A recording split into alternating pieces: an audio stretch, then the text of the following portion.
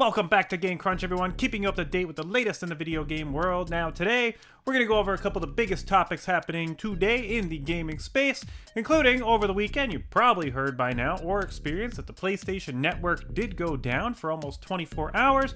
While we got a bit of an update from Sony, they are giving us a bit of a free gift to kind of make up for it, but there seems to be a lot of from the community just kind of swirling around some concerns, because if you remember back in 2011 there was a pretty big breach as well. We'll get into all the details on that in just a second.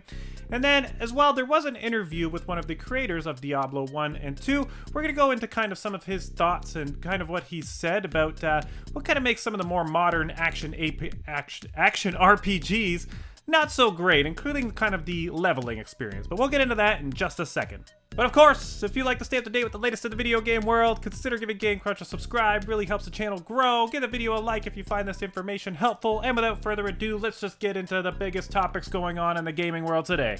So if you were having trouble logging into the PlayStation Network this weekend, well, you weren't alone. Everybody was having the same problem. PSN went down for nearly 24 hours, causing major headaches for PlayStation users worldwide. Players were unable to access online services, play digital games, or even pair their new PS5 disc drives. Sony finally got things back online late Saturday night and issued an official apology. As compensation, all PlayStation Plus members will automatically receive 5 extra days of service. Not a huge gift, but at least it's something.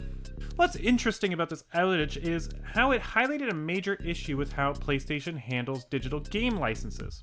Many users found they couldn't launch their digital games at all because the system wouldn't verify ownership. Even if a game did launch, players would receive a warning that it would close after 15 minutes due to verification failure. This raises concerns about digital game ownership and PlayStation's reliance on online checks. There's no official explanation for the outage, but speculation is swirling that it might be linked to Sony's upcoming State of Play presentation. A Metal Gear Solid Delta Snake Eater release trailer briefly went live early on the PlayStation Network, possibly hinting at an imminent announcement. If that's the case, we might be getting more news on this from Sony pretty soon.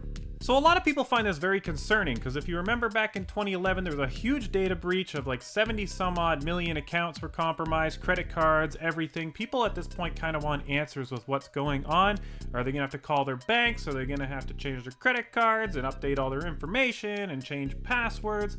They kind of want some answers here from Sony because of basically what's happened in the past. The other thing, and as I keep advocating, that you should be buying physical games. Buy physical games. Like, these things are worth money later. Like, you buy a digital game, it's nothing. The money's gone, poof, and then when stuff like this happens, you can't even play the game. So I didn't have any problems, but I mean, I was playing a disc-based version of Silent Hill 2, so it didn't affect me at all. Plus, I don't even have PSN Network anyway. I have online for the Switch and the Xbox, and I didn't feel like, purchasing a third one was really worth it to me. But one thing I did find funny here is, let me pull this up.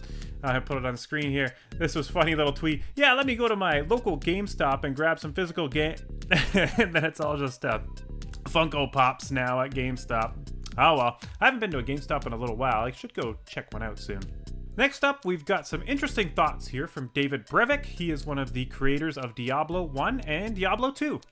In a recent interview, he shared his opinion on modern action RPGs, saying that they level up players too quickly, and that's ruining the experience. He specifically pointed out that Diablo 3 players can reach level 70 in just a few hours, which he believes makes the game feel less rewarding. According to Brevik, the slower leveling system in Diablo 2 made progression feel more satisfying. He argues that today's ARPGs are too focused on giving instant rewards instead of making the journey meaningful. Brevik also criticized modern ARPGs for overloading players with huge hordes of enemies, making combat feel less personal. He said he prefers the pacing of Diablo 2, where enemy encounters felt more deliberate and impactful. This debate isn't new, and it's especially relevant now with Diablo 4 continuing to evolve and rumors of a Switch 2 port in development. Many players have differing opinions on whether games should be fast and action-packed, or slower and more methodical. What do you think? Do modern ARPGs move too quickly, or is the fast leveling and mass combat what makes them fun?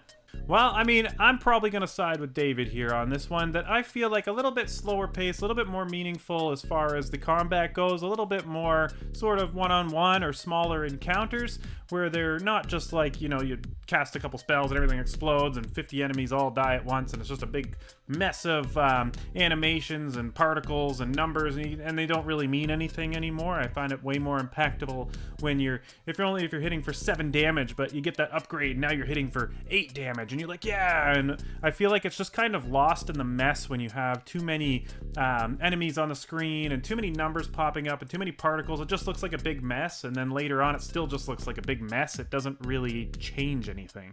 But of course, let me know what your thoughts are down below. Do you like more of the fast ARPGs, or you do like them a little more slow and a little bit more methodical? I think honestly it kind of comes down to what is the style of the game. Some games can get away with a little bit more fast-paced, other games can get away with a little bit more slower pace, so that way you can kind of get whatever you want at that moment. And then, did you experience any outage here from PlayStation? I would maybe recommend just kind of changing some passwords, credit card info, in case maybe, because they're kind of being a little tight-lipped about this, because I know the 2011 thing was a pretty big deal. I would just maybe be careful regardless.